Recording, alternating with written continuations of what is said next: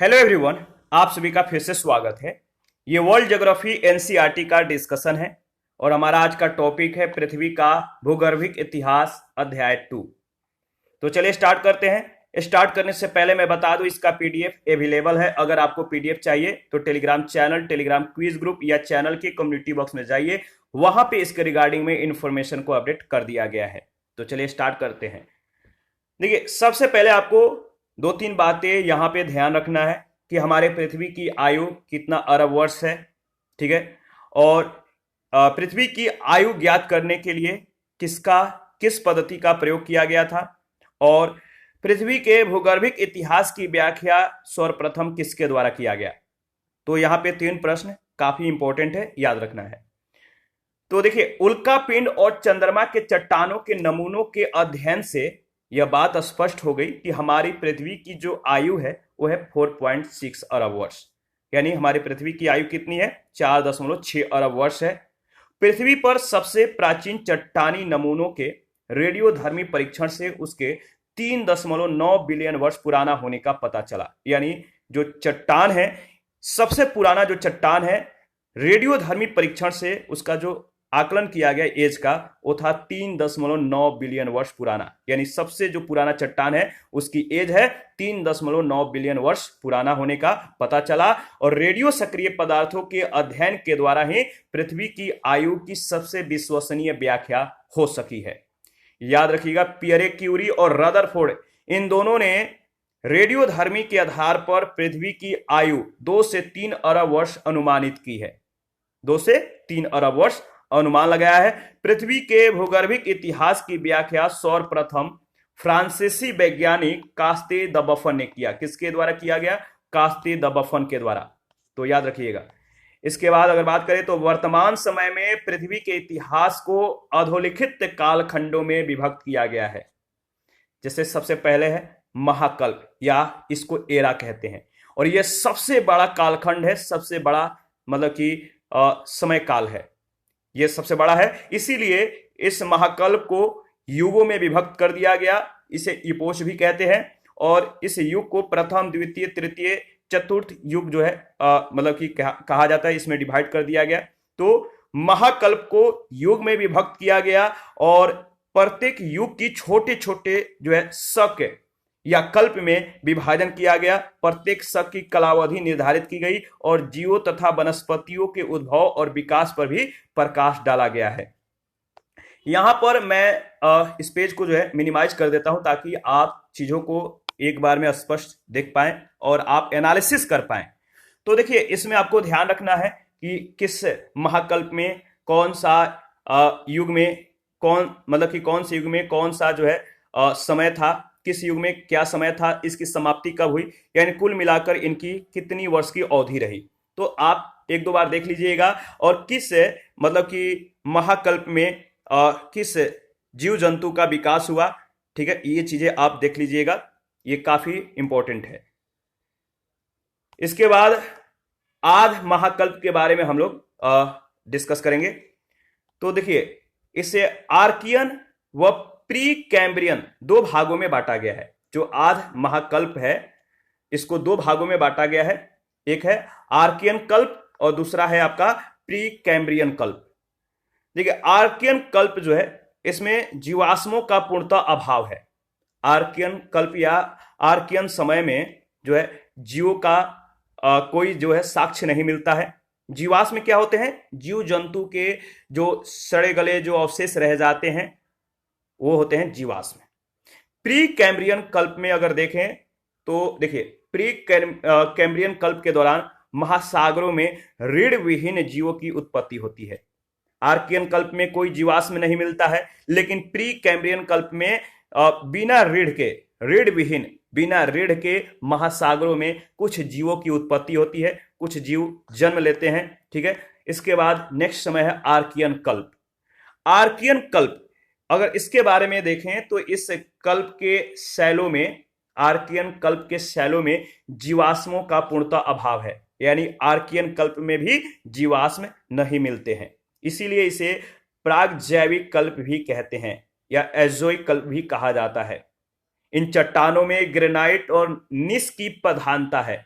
यानी आर्कियन कल्प के जो चट्टान है, इन चट्टानों में ग्रेनाइट और नीस सबसे ज्यादा मिलता है, जिनमें सोना और लोहा पाया जाता है। इसी काल में कनाडियन व फेनोस्कैंडियन सिल्ड निर्मित हुए हैं। इसके बाद प्री कैम्ब्रियन कल्प के बारे में अगर बात करें तो इस कल्प में, इस समय जो है, ये जो प्री कैम्ब्रियन का जो समय है, इस कल्प में रीढ़ विहीन यानी बिना रीढ़ के जीवों का मतलब कि जन्म हो गया था। इस कल्प में गर्म सागरों में मुख्यतः नर्म त्वचा वाले, सॉफ्ट स्किन वाले रीढ़ विहीन यानी बिना रीढ़ के जीव पाए जाते थे, और समुद्रों में रीढ़ युक्त जीवों का भी प्रादुर्भाव हो गया था, जन्म हो गया था, परंतु स्थल भाग पर यानी समुद्र में थे, पानी वाले एरिया में थे, न कि जमीन पे। स्थल भाग पर ये जीव नहीं थे अभी तक। भारत में प्री कैम्ब्रियन कल्प में ही अरावली पर्वत और धारवाड़ क्रम के चट्टानों का निर्माण हुआ। तो यहां पे याद रखिएगा, पूछा जाएगा कि किस कल्प में अरावली पर्वत या धारवाड़ क्रम के चट्टानों का निर्माण हुआ था, तो प्री कैम्ब्रियन कल्प में। इंपॉर्टेंट है। इसके बाद अगर बात करें तो नेक्स्ट है पूरा जीवी महाकल्प। पूरा जीवी महाकल्प यानी पैलियोजोइक एरा, इससे प्राथमिक युग भी कहा जाता है। इसके निम्न उपभाग हैं, इसको निम्न उपभागों में विभाजित किया गया है पूरा जीवी महाकल्प को। जैसे पहला क्या है, कैम्ब्रियन कल्प, दूसरा है आर्डोविशियन कल्प, तीसरा है सिल्यूरियन कल्प, चौथा है डिवोनियन कल्प, पांचवा है कार्बोनिफेरस कल्प, और छठा है पर्मियन कल्प। तो याद रखिएगा, कैम्ब्रियन कल्प, आर्डोविशियन, सिल्यूरियन, डिवोनियन, कार्बोनिफेरस और पर्मियन, ये सभी पूरा जीवी महाकल्प के उपभाग हैं। तो इन उपभागों के बारे में बारी बारी से डिस्कस करेंगे। पहला है कैम्ब्रियन कल्प। इस काल में, इस समय जो है, पहली बार स्थल भाग पर यानी जमीन पर समुद्रों का अतिक्रमण हुआ। पहली बार स्थल भाग पर यानी अब जो है जमीन पर भी समुद्रों का फैलाव होने लगा, ठीक है। और प्राचीनतम औषधि शैलों का निर्माण कैम्ब्रियन काल में ही हुआ था। तो यहां पे प्रश्न पूछा जा सकता है कि प्राचीनतम जो सेडिमेंट्री रॉक्स है, इसका निर्माण किस कल्प में हुआ था, तो कैम्ब्रियन कल्प में। भारत में विंध्य पर्वत क्रम का निर्माण इसी कल्प में हुआ था। जो विंध्य क्रम की जो चट्टानें हैं, विंध्य पर्वत है, इसका निर्माण कैम्ब्रियन कल्प में हुआ था। पृथ्वी पर इसी कल्प में सबसे पहले वनस्पति और जीवों की उत्पत्ति हुई। तो पृथ्वी पर कैम्ब्रियन कल्प में ही जो है वनस्पति और जीवों की उत्पत्ति होती है। ये जीव बिना रीढ़ के हड्डी वाले थे, यानी इन जीवों में रीढ़ नहीं था, मांस के लोथड़े के रूप में थे। इसी समय समुद्रों में जीवों की उत्पत्ति हुई, ठीक है, याद रखिएगा। इसके बाद नेक्स्ट अगर बात करें तो दूसरा क्या है, दूसरा बताइए। दूसरा है आपका आर्डोविशियन कल्प। इस कल्प में आर्डोविशियन के समय में क्या होता है कि इस कल्प में समुद्र के विस्तार से उत्तरी अमेरिका का आधा भाग डूब गया। जो नॉर्थ अमेरिका था, समुद्र के विस्तार से आर्डोविशियन समय में या आर्डोविशियन के काल में जो समुद्र था, ये अब क्या करने लगा, ये भूतल को भी आक्रमण, मतलब कि भूतल पे भी फैलने लगा, भूतल को भी अपने अंदर में समाने लगा। समुद्र का विस्तार काफी होने लगा, तो जो पृथ्वी का जो भूतल था वो पानी से घिरने लगा। और इससे क्या हुआ कि समुद्र के फैलाव से ऐसा हुआ कि उत्तरी अमेरिका का आधा भाग डूब गया, जबकि पूर्वी अमेरिका, ठीक है, पूर्वी अमेरिका टैकोनियन पर्वत निर्माणकारी गतिविधियों से प्रभावित हुआ। इस कल्प में वनस्पतियों का विस्तार हुआ, पेड़ पौधे का विस्तार हुआ, समुद्र में रेंगने वाले जीव भी उत्पन्न हुए, जबकि स्थल भाग पर अभी भी कोई जीव उत्पन्न नहीं हुए थे। यानी स्थल भाग अभी भी जीव विहीन था, स्थल पर कोई अभी तक जीवों का जो है उद्भव नहीं हुआ था। इसके बाद है सिल्यूरियन कल्प। कब जीवों का उद्भव होगा, पृथ्वी, मतलब कि पृथ्वी के भूभागों पर या स्थल भागों पर, ये आपको ध्यान में रखना है। तो अभी तक जो है स्थल भागों पर अभी भी जीवों का निर्माण नहीं हुआ है। तीसरा है सिल्यूरियन कल्प। इसमें देखते हैं कि क्या होता है। इस कल्प में सभी महाद्वीप पृथ्वी के कैलिडोनियन हलचल से, क्या, कैलिडोनियन हलचल से प्रभावित हुए। इस समय सभी, जो सिल्यूरियन का जो समय था, इस समय क्या हुआ कि महाद्वीप पृथ्वी के कैलिडोनियन हलचल से प्रभावित हुए। सर्वप्रथम इस कल्प में रीढ़ वाले जीवों की उत्पत्ति हुई। अब इससे पहले रीढ़ विहीन जीवों की उत्पत्ति हुई थी। अब जो है सिल्यूरियन काल में रीढ़ वाले जीवों का उद्भव होता है और समुद्रों में मछलियां समुद्र में जो फिश हैं, इन फिशों की जो है उत्पत्ति होती है, मछलियों की उत्पत्ति हुई। सिल्यूरियन कल्प में रीढ़ वाले जीवों का विस्तार मिलता है, इसीलिए इसे रीढ़ वाले जीवों का काल भी कहते हैं। तो ये जो क्या बोलते हैं, वर्टेब्रेट्स, तो रीढ़ वाले जीवों का काल कहते हैं। किसको? सिल्यूरियन काल को या कल्प को। इस कल्प में परवाल जीवों का विस्तार मिलता है। परवाल का स्थल पर पहली बार पौधों का उद्भव इसी समय हुआ। ये पौधे पर्ण विहीन थे, पर्ण यानी पत्ता विहीन थे, तथा ये ऑस्ट्रेलिया में उत्पन्न हुए थे। यह कल्प व्यापक कैलिडोनियन पर्वतीय हलचलों का कल्प भी है। यह जो समय था व्यापक, बहुत बड़े पैमाने पर कैलिडोनियन पर्वतीय हलचलों का कल्प है, समय था। इसी समय स्कैंडिनेविया और स्कॉटलैंड के पर्वतों का निर्माण हुआ। इसके बाद है डिवोनियन कल्प। डिवोनियन कल्प जो है, इस कल्प में कैलिडोनियन हलचल के परिणाम स्वरूप सभी महाद्वीपों पर ऊंची पर्वत श्रृंखलाएं विकसित हुई, जिसके प्रमाण स्कैंडिनेविया, दक्षिण पश्चिमी स्कॉटलैंड, उत्तरी आयरलैंड और पूर्वी अमेरिका में देखे जा सकते हैं। इस कल्प में पृथ्वी की जलवायु समुद्री जीवों विशेषकर मछलियों के लिए सर्वाधिक अनुकूल थी। यानी इस समय पृथ्वी की जो जलवायु थी समुद्री जीवों के लिए, खासकर मछलियों के लिए काफी अनुकूल थी। इसी समय शार्क मछली का भी जो है जन्म हुआ और इसे मत्स्य युग यानी फिश एज के रूप में जाना जाता है। इसी समय जो है उभयचर जीवों तथा फर्न वनस्पतियों की भी उत्पत्ति हुई। पौधों की ऊंचाई जो है 40 फीट तक पहुंच गई थी। इसके बाद है कार्बोनिफेरस कल्प। कार्बोनिफेरस कल्प, इस समय क्या होता है, इस कल्प में याद रखिए कैलिडोनियन हलचलों का स्थान आर्मीनियन हलचलों ने ले लिया। किसने? आर्मीनियन। और जिससे क्या हुआ कि ब्रिटेन और फ्रांस सर्वाधिक प्रभावित हुए, इफेक्टेड हुए। इस युग में उभयचरों का विकास और विस्तार बढ़ता गया।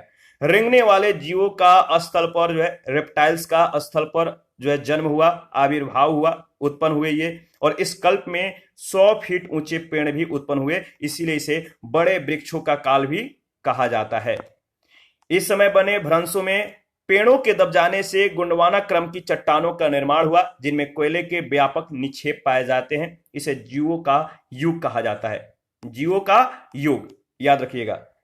देखिए रॉक यानी जो शैल स्तरों में जो अनेक रेडियो सक्रिय तत्व होते हैं ये पाए जाते हैं।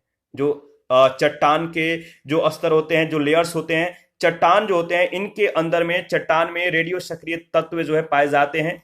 ठीक है, जीव जंतु दब जाते हैं, पेड़ पौधे दब जाते हैं, तो इनसे क्या होता है कि रेडियो सक्रिय तत्वों का मतलब कि निर्माण होता है। इन शैल स्तरों के निर्माण का जो समय है उनकी आयु ज्ञात करने के लिए आधुनिक वैज्ञानिक इन्हीं रेडियो सक्रिय तत्वों की सहायता लेते हैं। रेडियो सक्रिय तत्वों के नाभिक अस्थिर होते हैं, जो आयनकारी विकिरण के रूप में एक निश्चित दर से ऊर्जा का उत्सर्जन करते रहते हैं और अस्थायी नाभिक वाले समस्थानिक तत्वों में परिवर्तित होते रहते हैं। यूरेनियम 238, यूरेनियम 4.46 बिलियन वर्षों में क्षरित होकर शीशे में बदल जाता है और इस तरह कार्बन क्षरित होकर जो है, कार्बन जो होता है C14 जो है, कार्बन क्षरित होकर नाइट्रोजन में और रुबिडियम स्ट्रोंसियम में बदल जाता है। तो यूरेनियम किस में बदलता है? शीशे में बदल जाता है और 4.46 बिलियन वर्षों में यह क्षरित होकर शीशे में बदल जाता है, कार्बन नाइट्रोजन में और रुबिडियम स्ट्रांसियम में बदल जाता है। सामान्यतः सभी प्रकार के चट्टानों में पोटेशियम पाया जाता है, तो अधिकतर चट्टानों में पोटेशियम पाया जाता है और इसके क्षरण की दर सबसे कम होती है। क्योंकि प्रत्येक रेडियो सक्रिय तत्व के क्षरण की एक निश्चित दर होती है, इसीलिए इन तत्वों की रेडियो सक्रियता चट्टानों की घड़ी की भूमिका निभाती है। रेडियो सक्रिय तत्वों के अध्ययन के द्वारा वैज्ञानिकों को 3 अरब वर्ष से भी अधिक प्राचीन चट्टानों की आयु ज्ञात करने में सफलता प्राप्त हुई है। इसके बाद छठा पर्मियन कल्प। इस कल्प में क्या होता है? पर्मियन कल्प जो है, इस कल्प में वैरिसन हलचल हुई, जिसने मुख्य रूप से यूरोप को प्रभावित किया और जलवायु धीरे धीरे शुष्क होने लगी तथा इस समय वैरिसन हलचल के फलस्वरूप भ्रंशों के निर्माण के कारण ब्लैक फॉरेस्ट और वासजेस जैसे ब्लॉक या भ्रंश पर्वतों का निर्माण हुआ। स्पेनिश मेसेटा, अल्ताई, तिएन शान और अपलेशियन जैसे पर्वत भी इसी काल में निर्मित हुए। तो पर्मियन कल्प में जो है ब्लैक फॉरेस्ट, वासजेस वासजेस जैसे जो ब्लॉक या भ्रंश पर्वत हैं, इनका निर्माण हुआ। स्पेनिश मेसेटा, अल्ताई, तिएनसान, अपलेशियन, ये सभी पर्वत हैं और इसी काल में इन पर्वतों का निर्माण हुआ। इस समय स्थल पर जीवों और वनस्पतियों की अनेक प्रजातियों का विकास हो चुका था। भ्रंशन के कारण उत्पन्न आंतरिक झीलों के वाष्पीकरण से पृथ्वी पर पोटास के भंडारों का निर्माण हुआ। इसके बाद है मध्यजीवी महाकल्प। मध्य याद रखें, मध्यजीवी जो महाकल्प है, मेसोजोइक जो एरा है, इसके बारे में अगर बात करें तो इसे द्वितीयक युग भी कहा जाता है। मेसोजोइक एरा को द्वितीयक युग कहा जाता है। इसे ट्रियासिक, जुरैसिक और क्रिटेशियस कल्पों में बांटा गया है। तो जो मेसोजोइक एरा है, इसे ट्रियासिक, जुरैसिक और क्रिटेशियस कल्प में बांटा गया है। तो इन तीनों के बारे में बारी बारी से डिस्कस करेंगे। पहला है ट्रियासिक कल्प। ट्रियासिक कल्प, इस कल्प में इस समय जो है, इस एरा में स्थल पर रेंगने वाले विशाल जीवों का विकास हुआ, यानी स्थल पर रेंगने वाले जीव का जन्म हो चुका था। इस काल में मेढक, कछुआ, ये सभी जो है मतलब कि जन्म ले चुके थे। यह कल्प आर्कियोपटेरिस की उत्पत्ति का काल था। यह स्थल एवं आकाश दोनों में विचरण मतलब कि कर सकते थे। यह स्थल और आकाश दोनों जगह रह सकते थे। आर्कियोपटेरिस की उत्पत्ति का यह काल था। ठीक है, याद रखिएगा। आगे बढ़ते हैं।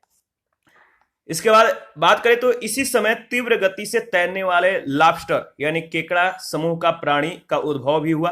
ट्रियासिक काल में स्तनधारी भी उत्पन्न होने लगे थे और मांसाहारी मत्स्य तुल रेप्टाइल सागरों में उत्पन्न हुए और रेप्टाइल्स में भी स्तनधारियों की उत्पत्ति हो गई थी। जुरैसिक कल्प का मतलब आपको पता ही है। इस कल्प में मगरमच्छ के समान मुख और मछली के समान धड़ वाले जीव, डायनासोर और रेप्टाइल्स का जो है जन्म हुआ एवं लॉबस्टर प्राणियों की, और जो लॉबस्टर प्राणी थे इनकी और वृद्धि हुई। और इस कल्प में जलचर, स्थलचर यानी जल में रहने वाले, स्थल पर रहने वाले और इन दोनों जगहों पर रहने वाले नभचर जिन्हें कहते हैं, तीनों प्रकार के जीवों का आविर्भाव हो गया था। जूरा पर्वत का संबंध इसी कल्प से है। सर्वप्रथम पुष्प युक्त वनस्पतियां यानी जो पुष्प युक्त वनस्पतियां यानी वैसे वनस्पतियां जो पुष्प मतलब कि लिए हुए थे, पुष्प को पैदा कर सकते थे, पुष्प खिल गया था उन पौधों में, तो इस तरह की वनस्पतियां इसी कल्प में उत्पन्न हुई। तीसरा है क्रिटेशियस कल्प। क्रिटेशियस। इस कल्प में एंजियोस्पर्म यानी आवृत बीजी पौधों का विकास प्रारंभ हुआ। बड़े बड़े कछुओं का उद्भव भी इसी काल में हुआ। शीतोष्ण पर्णपाती वन, मैग्नेशिया और पॉपुलर जैसे वृक्ष इसी काल में उत्पन्न हुए। उत्तर पश्चिमी अलास्का, कनाडा, मैक्सिको, ब्रिटेन के डोबर क्षेत्र और ऑस्ट्रेलिया आदि में खड़िया मिट्टी का जमाव निर्मित हुआ। ठीक है, और इस समय पर्वतीकरण की प्रक्रिया तीव्र थी, अतः इसी कल्प में रॉकी और एंडीज की उत्पत्ति आरंभ हुई। भारत के पठारी भाग में क्रिटेशियस कल्प में ही ज्वालामुखी लावा का दरारी उद्भेदन हुआ, जिसे दक्कन ट्रैप और काली मिट्टी का निर्माण हुआ। इसके बाद है नवजीवी महाकल्प, सेनोजोइक एरा। इस कल्प को तृतीयक या टर्शियरी युग भी कहते हैं। जो नवजीवी महाकल्प है, इसको तृतीयक या टर्शियरी युग भी कहा जाता है। इसे पैलियोसिन, इयोसिन, ओलिगोसिन, मायोसिन और प्लायोसिन कल्पों में बांटा गया है। तो इन सभी कल्पों के बारे में भी डिस्कस करेंगे। तो नवजीवी महाकल्प को पैलियोसिन, इयोसिन, ओलिगोसिन, मायोसिन और प्लायोसिन में बांटा गया है। इसी कल्प के विभिन्न कालों में अल्पाइन पर्वतीकरण हुए। विश्व के सभी नवीन मुर्दार जो पर्वत थे जैसे आल्पस, हिमालय, रॉकी, एंडीज आदि, इनकी उत्पत्ति हुई। तो नवजीवी महाकल्प में ही आल्पस पर्वत, हिमालय पर्वत, रॉकी और एंडीज पर्वत की उत्पत्ति हुई थी। इसके बाद सबसे पहला जो है वो है पैलियोसिन कल्प। पैलियोसिन ये नवजीवी महाकल्प के भाग हैं। इस युग के दौरान अगर बात करें तो पैलियोसिन कल्प के दौरान हुई लैरामाइड हलचल के फलस्वरूप, किस हलचल के कारण? लैरामाइड हलचल के फलस्वरूप उत्तरी अमेरिका में रॉकी पर्वतमाला की ऊंचाई में और वृद्धि हो गई और स्थल पर स्तनपायियों का विस्तार हुआ। इसी कल्प में सर्वप्रथम स्तनपायी जीवों और पूंछहीन बंदरों का जो है आविर्भाव हुआ, यानी पूंछहीन यानी ऐसे बंदर जिनके पूंछ नहीं थे, ऐसे बंदर जन्म लिए। इसके बाद दूसरा है इयोसीन कल्प।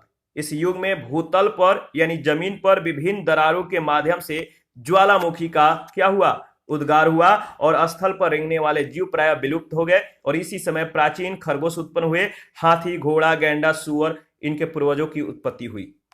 इसके बाद है ओलिगोसिन कल्प।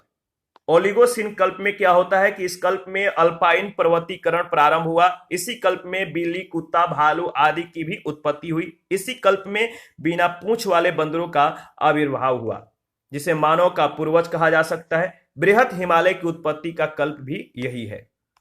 इसके बाद है मायोसिन कल्प। इस कल्प में अल्पाइन पर्वत निर्माणकारी गतिविधियों के द्वारा संपूर्ण यूरोप और एशिया में वलनों का विकास हुआ। किसका? वलन का, जिनके विस्तार की दिशा जो है पूरा पश्चिम थी। इस कल्प में बड़े आकार के यानी 60 फीट तक शार्क मछली, प्रोकांसल यानी पूंछहीन बंदर, जल पंछी यानी हंस, बतख और पेंगुइन आदि उत्पन्न हुए।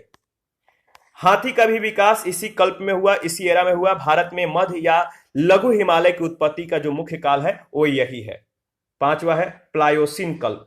प्लायोसिन कल्प के संदर्भ में अगर बात करें, इस काल में समुद्रों के निरंतर अवसादीकरण से यूरोप, मेसोपोटामिया यानी मिस्र, उत्तरी भारत, सिंध और उत्तरी अमेरिका में विस्तृत मैदानों का विकास हुआ और इस कल्प में बड़े स्तनपायी प्राणियों की संख्या में कमी आई। स्तनपायी जो प्राणी थी इनकी संख्या में अब कमी हो गई। सार्क का विनाश हो गया, मानव के पूर्वज का विकास हुआ। सार्क का विनाश होने लगा, जो मानव के पूर्वज थे इनका विकास हुआ और आधुनिक स्तनपायियों का भी जन्म हुआ। शिवालिक पर्वत श्रेणी की उत्पत्ति इसी काल में हुई। हिमालय पर्वतमाला और दक्षिण के प्रायद्वीपीय भाग के बीच स्थित जलपूर्ण द्रोणी, जिसे तेथिस भूसनती में अवसादों के जमाव से उत्तरी विशाल मैदान का निर्माण हुआ, इसी काल में होने लगा था। और सागरीय जीव जंतुओं और वनस्पतियों का वर्तमान स्वरूप इसी काल में स्पष्ट हुआ। इसके बाद है नूतन महाकल्प, न्योजोइक एरा। नूतन महाकल्प इसे चतुर्थक युग भी कहा जाता है और प्लीटोसिन व होलोसिन इसके दो उपभाग हैं। तो पहला है प्लीटोसिन कल्प। प्लीटोसिन कल्प इस युग की सबसे बड़ी विशेषता है भूतल पर जो है या भूपटल पर हिम चादर की स्थिति। इस समय भूपटल पर या भूस्थल पर जो बर्फ की चादरें हैं वो बिखरने लगे, जमा होने लगे। हिमानीकरण के कारण सागर तल में गिरावट आई। हिमानी के पिघलने के बाद धरातल पर विविध दृश्यावलियों का जो है निर्माण होता है। ठीक है, और इसके बाद क्या होता है, उत्तरी अमेरिका की बृहद झीलों के साथ साथ नॉर्वे, स्वीडन, स्विट्जरलैंड आदि देशों के झीलों का विकास भी इसी काल में हुआ। इस युग में तापमान का स्तर जो है नीचे आ गया, बर्फ जमने लगा, बर्फ का निर्माण होने लगा। तो जाहिर सी बात है कि जो टेम्परेचर है वहां, मतलब कि इस समय जो टेम्परेचर है अन्य एरा की अपेक्षा कम होने लगा और तापमान को क्या होने लगा, निरंतर नीचे आने लगा। और इसके कारण यूरोप ने क्रमशः जो है चार हिम युग देखे। यूरोप 4 हिम युग देखा। इस प्रकार है, इस प्रकार जो है, जो इस प्रकार क्या है, तो गुंज है, मेंडेल है, रिस और वुर्म। ये 4 हिम युग है। किसने देखा था? जिसने देखा उसका नाम है यूरोप। विभिन्न हिम युगों के बीच में अंतर हिम काल देखे गए, जो तुलनात्मक रूप से उष्ण काल था। मेंडेल और रिस हिम युगों के बीच का अंतर हिम काल सबसे लंबा अवधि का काल था। उत्तरी अमेरिका में इस समय नेब्रास्कन, कंसान, इलिनोइन या आयोवा व विस्कासिन हिमकाल देखे गए। नेब्रास्कन, याद रखिए, नेब्रास्कन व कंसान के बीच ऑक्टोनियन, कंसान व इलिनोइन के बीच यारमाउथ, इलिनोइन व विस्कांसिन के बीच अंतर हिमकाल था। इस युग के अंत में हिम चादर पिघलते गए और स्कैंडिनेवियन क्षेत्र की ऊंचाई में निरंतर वृद्धि हुई। पृथ्वी पर उड़ने वाले पंछियों का आविर्भाव हुआ और प्लीटोसिन काल में ही ये जो है आविर्भाव हुआ है। और होमा सैम्पियंस तथा अन्य स्तनपायी जीव वर्तमान स्वरूप में इसी काल में विकसित हुए। इसके बाद दूसरा है होलोसीन या अभिनव कल्प। होलोसीन या अभिनव कल्प में क्या होता है कि इस काल में तापमान वृद्धि के कारण प्लीटोसिन काल की हिम की समाप्ति हो गई। तापमान बढ़ा तो जो प्लीटोसिन काल में जो हिम की चादरें बिखरी हुई थी जमी हुई थी, ये अब समाप्त होने लगी। पृथ्वी को वर्तमान अवस्था प्राप्त हुई जो अभी भी जारी है। इसी समय सागरीय जीवों ने अपने वर्तमान स्वरूप को प्राप्त किया और इसी काल में स्थल पर मनुष्य ने कृषि कार्य और पशुपालन प्रारंभ कर दिया। याद रखिएगा, पृथ्वी की आयु निर्धारण के लिए जो विधियां हैं, जैसे धार्मिक संकल्पना है, किस किस के माध्यम से पृथ्वी की आयु निर्धारण के लिए विधियों को अपनाया गया था? तो धार्मिक संकल्पना, सागरीय लवणता के आधार पर गणना करना, अपर्दन के दर के आधार पर गणना, चंद्रमा की ज्वारीय शक्ति के आधार पर गणना, अवसादी चट्टानों के जमाव के आधार पर गणना और पृथ्वी की आयु से संबंधित जो है लॉर्ड केल्विन की संकल्पना। तो प्रश्न यहां से पूछा जा सकता है कि पृथ्वी की आयु निर्धारण के लिए जो विधियां हैं कौन कौन सी है, या इनमें से सभी है, या कौन कौन सी है, ऐसा हो सकता है। पृथ्वी की आयु की गणना से संबंधित जो उपयुक्त विधियां हैं पृथ्वी की आयु का सटीक विवरण देने में असमर्थ हैं।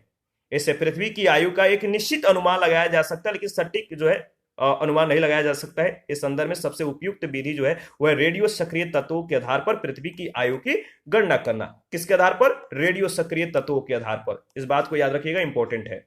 इसी के साथ आज का जो सेशन है समाप्त करते हैं। नेक्स्ट सेशन में पृथ्वी की आंतरिक संरचना के बारे में डिस्कस करेंगे। पृथ्वी के अंदर की जो संरचना है कैसी है, क्या क्या चीजें मिलते हैं, इन सभी को डिस्कस करेंगे। आप अपना प्रतिक्रिया देते रहिए, आपके प्रतिक्रियाओं का हमें बेसब्री से इंतजार रहता है। थैंक यू, मिलते हैं नेक्स्ट सेशन में।